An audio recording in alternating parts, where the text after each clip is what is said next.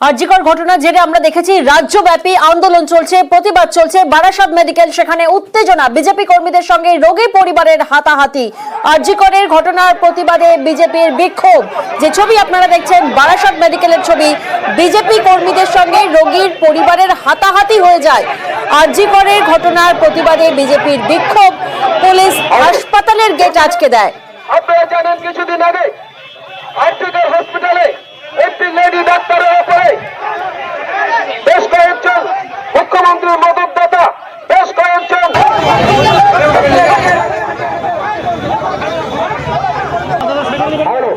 বন্ধুগণ, আপনারা জানেন কিছুদিন আগে আরজিকর হসপিটালে একটি লেডি ডাক্তারের উপরে বেশ কয়েকজন মুখ্যমন্ত্রীর প্রতিনিধি জিয়াউল এই মুহূর্তে আমাদের সঙ্গে রয়েছেন। জিয়াউলের থেকে একটু জানার চেষ্টা করবো। জিয়াউল, তারপরে কি পরিস্থিতি নিয়ন্ত্রণে আনা সম্ভব হয়েছে?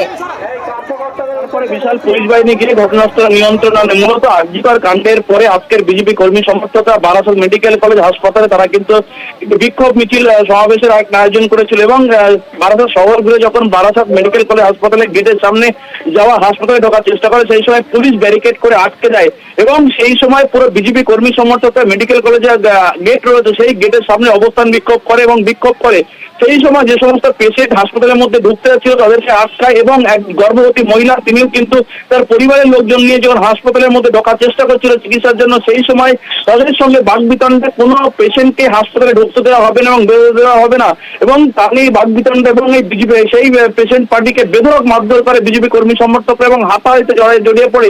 কিন্তু পুলিশ সেই সময় নীরব দর্শক ছিল, পুলিশ কোনো ব্যবস্থাই নেয়নি এমনটা অভিযোগ। ফলে বেশ কিছু যে সময় মারধর হয়, ঘটনায় হাতাহাতি হয়, তারপরেই কিন্তু পরবর্তীকালে পুলিশ গিয়ে সেই পেশেন্টকে উদ্ধার করে হাসপাতালে নিয়ে যায়। কিন্তু এই ঘটনার পেছনে এই বিজেপি কর্মী সমর্থকরা তারপরেই কিন্তু এই বাকবিতণ্ডা, তারপরেই বিজেপি কর্মী সমর্থকরা এখনো চাপা উত্তেজনা রয়েছে হাসপাতাল গেট চত্বর এলাকায়। এখনো পর্যন্ত বিজেপি কর্মী সমর্থক এবং যারা নেতৃত্ব ছিলেন তারা কিন্তু ইতিমধ্যেই ক্ষমা প্রার্থী করে ক্ষমা স্বীকার করেছেন। আমার সাথে আমার ওয়াইফ ছিল প্রেগনেন্ট, বার করতে ছিলাম, ওরা ধাক্কা মারলো। যে অতিথি লোকটা আমাদের যে টোটো চালক ছিল সেটা আমি তো সম্পূর্ণ গার্ড করে রেখে দিয়ে তাকে বের করে ডাক আগামীকাল। প্রতিনিধি অভিজিৎ এই মুহূর্তে আমাদের সঙ্গে রয়েছেন।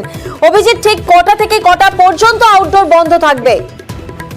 প্রিয়াঙ্কা, আরজিকর হাসপাতালের ক্রাইম সিনে তথ্য প্রমাণ লোপাটের প্রতিবাদে আগামীকাল সারা রাজ্য জুড়ে চিকিৎসা ধর্মঘটের ডাক দিয়েছে joint platform of doctors West Bengal.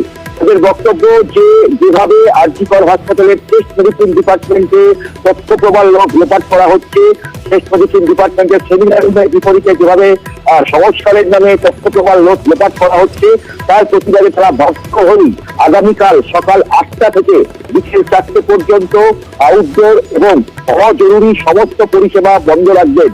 শুধুমাত্র জরুরি পরিষেবা অর্থাৎ এমার্জেন্সি পরিষেবা চালু থাকবে, বাকি সমস্ত রকম পরিষেবা তাদেরকে বন্ধ থাকছে।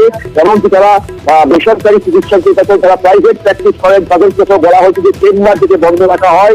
আগামীকাল সকাল 8টা থেকে বিকেল 4টে পর্যন্ত আরজিকর হাসপাতালের ক্রাইম সিনে তথ্য প্রমাণ লোপাটের প্রতিবাদে আগামীকাল গোটা রাজ্য জুড়ে চিকিৎসা ধর্মঘটের ডাক দেওয়া হয়েছে। জরুরি পরিষেবা বাদ দিয়ে গোটা রাজ্য জুড়ে আউটডোর এবং অজরুরি পরিষেবার সমস্ত কিছু বন্ধ রাখার সিদ্ধান্ত নিয়েছে joint platform of doctors. Priyanka, বেশ।